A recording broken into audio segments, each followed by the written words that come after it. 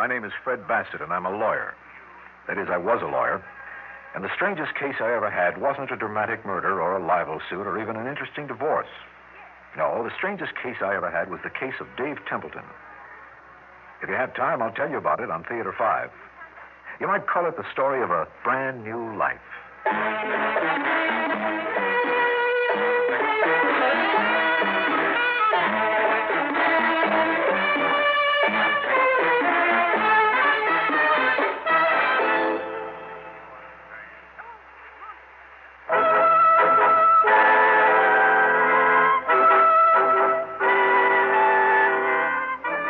Telling you about the case of Dave Templeton.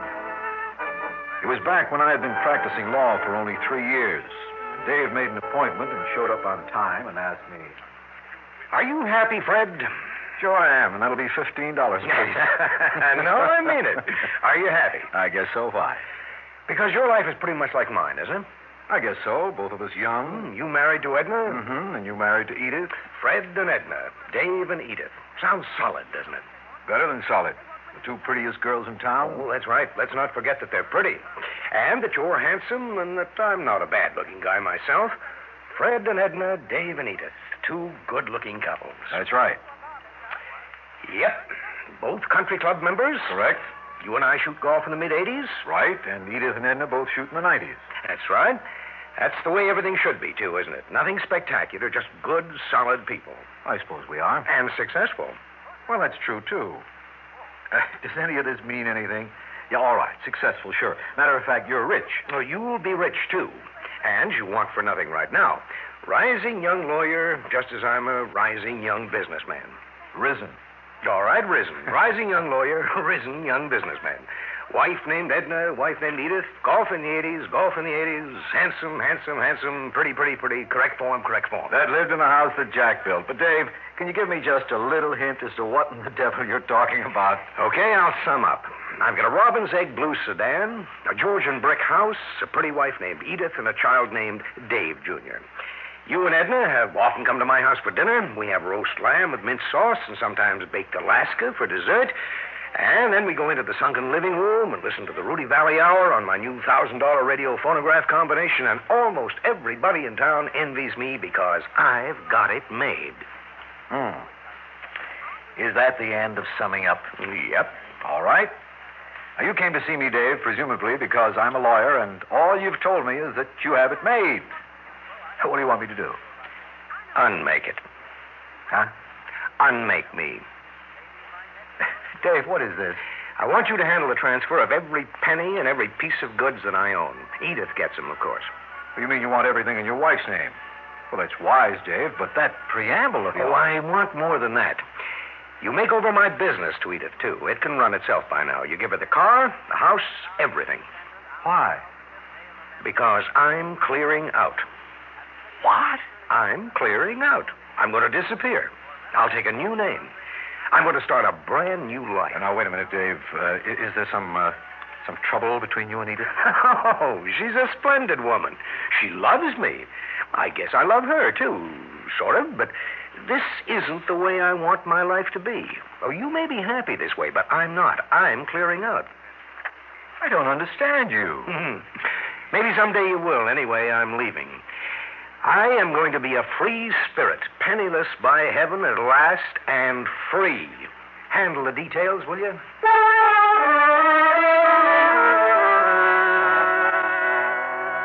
It's all a long time ago now, but looking back, I realized that as I listened to Edna telling Edith what an unconscionable villain Dave was, I felt like defending him. I didn't, though. I never did until all these long years later when life began to taste like ashes in my mouth. What's wrong, Fred? What? Wrong? With what? With us. With me. What have I done wrong? What makes you think you've done something wrong? You do. Shall I itemize the reasons? Can I stop you? Well, that's the first reason. Can I stop you? Now, you say things like that to me all the time. I suppose I do. And when I wanted to discuss where Sally would go to college, you told me you handle it. Well, what of it? A lot of it. Last year you stopped dancing at the club Friday nights. And now this year you won't even go to them. They bore me. They bore me. Because I bore you. You don't have anything to do with it. You can say that to me after all these years. Oh, for heaven's sake, don't cry. You don't love me anymore. That's not true. I do love you. That's the funny part of it. Don't call our love funny. Oh, now, you know what I mean. I love you, if that's what you want to hear, although I hate to say it. A man gets sick of saying it, even though it's true. You hate to say it because it isn't true. Oh, for crying out loud. A man is not just a professional person, nor, sadly enough, is he just a husband or father. Well, what is he, then? Well, among other things, a man is just a taller boy. And boys, and therefore men, dream of duels and treasure hunts and shipwrecks and harems. Harems? Oh! All right, strike harems. Men see themselves scaling Mount Everest and sailing into Rio at dawn and rescuing maidens from mustachioed villains. You have a pot belly, Fred. Now, how could Now, you... never mind my pot belly. A man dreams of the Taj Mahal and the gold rush. And the maidens, I suppose. Yes, and the maidens. Why not? I know what's the matter. What then? It's my fault. I'm trying to tell you it isn't. I'm trying to tell you it's the nature of man. No, Fred.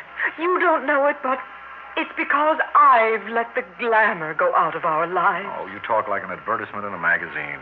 I'm going to dye my hair. I'm going to change perfumes. I'm going to change my makeup. Edna, listen to me. You want to know what's eating me? Yes, I do.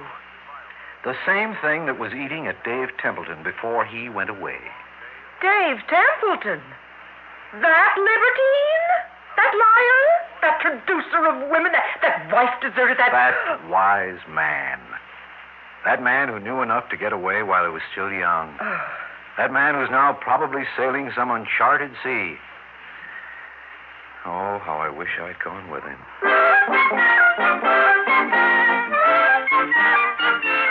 I'm not excusing myself. I'm just telling you the way it was, that's all. And that's the way it would have remained. Dave sailing an uncharted sea, and me envying him. If it hadn't been that Dave's wife, Edith, came to my office. Fred, I wouldn't confide this to anyone but you. Confide what? Well, you were the one who was closest to Dave while he was still sane. Oh, come, Edith. He never was anything but sane. Well, it's a matter of opinion. All right. Here are all the papers he left. Mm-hmm. What am I supposed to do with these? Some of these are just scratch pads. Some are backs of envelopes with little notations on them. But there's also a diary. There are some letters. There are all sorts of things. Well? Fred, Dave Jr. is going to graduate from college next year. Oh, that's fine. It seems only yesterday he was just and he's ashamed. Ashamed of what? How do you think a sensitive young boy likes it that everybody in his class will have a dad at his graduation, except him? Dave Jr. is an all-American tackle. Well, what's that got to do with it? Well, it doesn't seem to go with his sensitive role you've cast him in. He weighs 200 pounds. I don't see what his weight has to do with it. He is sensitive. All right. You're sure it's not you that's sensitive? Me? Me? You know, you think I want to see Dave Sr. again in my life, ever? Oh, I'm sure I don't know, Edith. Well, I'm through with him. Oh, no. It's not for me. It's for Dave Jr. What's for Dave Jr.? And I'm asking you to find Dave Sr. and bring him back for Dave Jr.'s graduation. If I take this job on, Edith, it's on one condition. I'll look for Dave, sure. But if I find him, and that's by no means certain, I'm not going to bring him back or even let you know I've found him unless he agrees. Well, now... That's my condition. Well, all right. But he'll agree. He'll come crawling back. We'll see.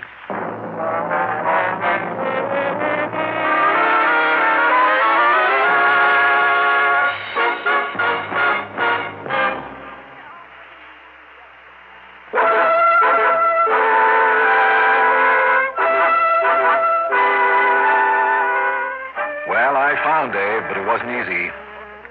I wasn't very hopeful when I turned my attention to his diary because it was a schoolboy diary dating way back to years before Dave had married Edith. Well, you've been on this a month, Fred. Have you found anything? Not much. But something? Possibly something. Where did you find it? Well, on the back of an old envelope. Well, are you going to get busy on it? Right away. Please do.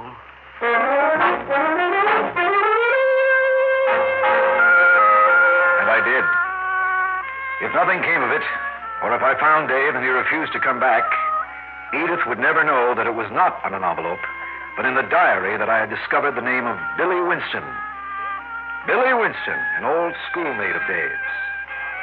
At first, I couldn't find him, but finally I did, on the membership list of the Maritime Union.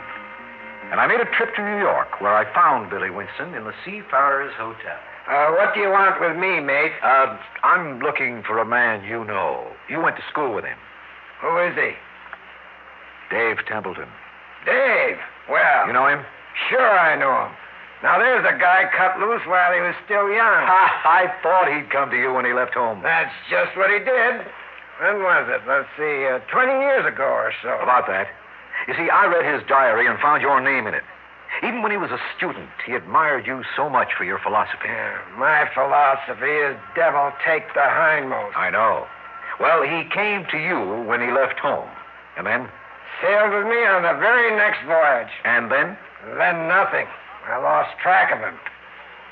You mean to say you don't know where he is now? Nope. Lost track of him, mate. Oh, well, hang it all, I wanted to find him. Don't you have any idea what might have happened to him? You answer a question first. He inherited money or something? No. You gonna drag him back home? Not unless he wants to come.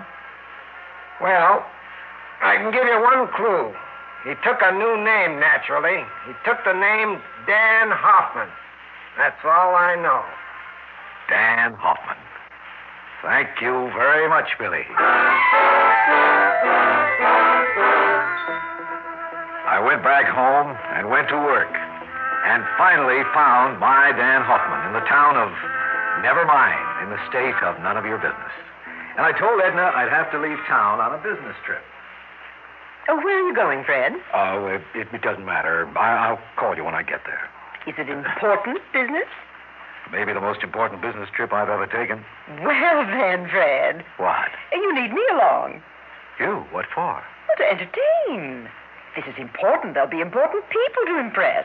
We can have parties at the hotel. Edna, no. And maybe the people there, wherever it is, will be entertaining you at the country club. Edna. Oh, you should have me along with you, Fred. Business people like to meet the wife, and if I do say so, I do make a good impression. Edna. See, I wonder if the things will be all right. Oh, no, it's last year. Edna, Oh, stop must it. be. What? Stop it. Haven't you listened to the things I've told you? But you told me it was an important business trip. I mean the things I've told you about myself, about how I feel about things. Well, if you mean all that nonsense about the Taj Mahal and the brown-skinned maiden... It's not nonsense. It is irresponsible nonsense. And you got it all from that fool Dave Templeton. He wasn't a fool. He was a wise man. I suppose you want to throw everything away as he did? And wander naked among the sand dunes on some skewy island? I don't imagine that's what Dave's done. But if you mean would I like to cut loose, I'd love to. Go ahead. I might just do that. I didn't hesitate. I went to Al Farnsworth, my lawyer. Well, Fred, what can I do for you? Al, here's my power of attorney. What's this for? Here's my bank book. What is this? And here's a list of my stocks. And here are my insurance policies, which have a fair amount of cash value by now. And here's the deed to my house. What do you want me to do with these things? Hold them. Hold them until you hear from me. I don't understand. I'll explain. I'm going away tonight. I'm going to look up a certain man. If I find out a certain thing, I'll come back, probably with him. With whom? Well, Dave Templeton. My gosh, Dave Templeton. Well, he's the guy Yes, he's the guy. You said if you find out a certain thing, you'll come back with him. And if you don't... If I find out something else, if I find out what I hope I'll find out, I'll send you a wire. Now, you're my lawyer in this matter, and this is a privileged communication. And so will the wire be a privileged communication. You are never to tell anyone where that wire was sent from. What will the wire say? Cut loose.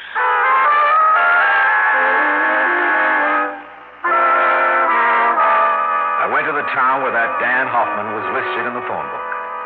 I checked in at a hotel, but not under my own name, and then I called Dan Hoffman, or Dave Templeton. Hello. Mr. Dan Hoffman? Yeah, speaking. Otherwise known as Mr. Dave Templeton? Who is this?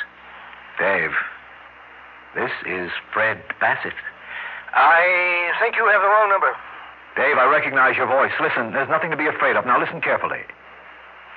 Edith asked me to find you, but I told her I wouldn't bring you back or let her know where you were unless you wanted it that way. I've tracked you down, but nobody's going to know it but me unless you want them to. I don't want anybody to know where I am.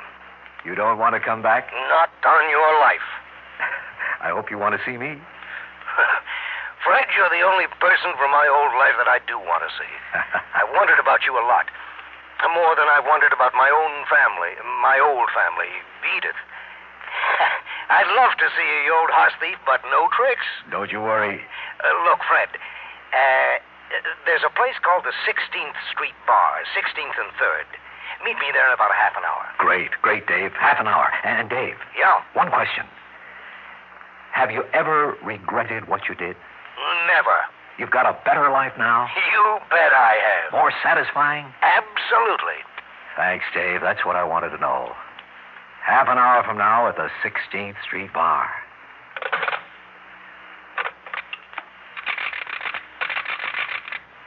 Operator, get me Western Union. 16th and 3rd. 16th and 3rd. Western Union, take a telegram, please. Mr. Albert Farnsworth, attorney at law, professional building, Danbury Falls, Ohio. The message, cut loose. The die was cast. I was a free man. I'd team up with Dave. We'd chip out on a freighter or whatever it was that Dave did for adventure. I went toward 16th Street with a light heart. I was a little surprised at the fact that the bar we were meeting at was a kind of swank place, all leather seats and discreet lighting. But anyway, there was Dave waiting at the bar. Fred! Dave, old boy, it's good to see you. Wonderful to see you, fella. A little stouter, aren't you? Yeah, a little. Tell me all about yourself. Well, the big thing to tell right this minute is that I'm going to do what you did. What? I've just sent a telegram to a guy who has my power of attorney. I'm cutting loose. Wait. Yes, Edna gets everything, the way Edith got everything of yours. I couldn't go back now if I wanted to because Edna wouldn't take me. What's the expression you use, Dave? I'm a free spirit. Hey, that's great. Isn't it, though, huh? Fred, please call me Dan, will you? I'm pretty well known around here, and I wouldn't want... Oh, of course. Dan. Yeah, good old Dan. Even my wife doesn't know anything about my old life. Your wife? I thought... Well, she's the prettiest little woman in town. Here, I always carry her picture in the old wallet. How do you think of that, eh? Her name's Evie. Evie? She's very pretty. Yeah.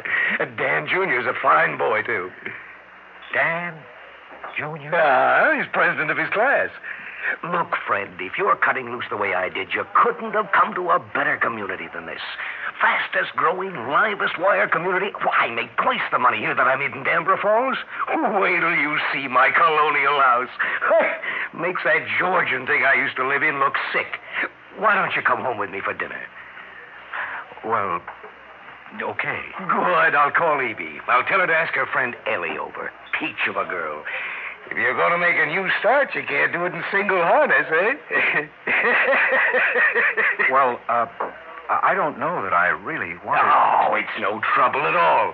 We'll have roast beef, and then we can watch a TV show on my new color set. Boy, it's going to be great having you here at the country club. Cut loose.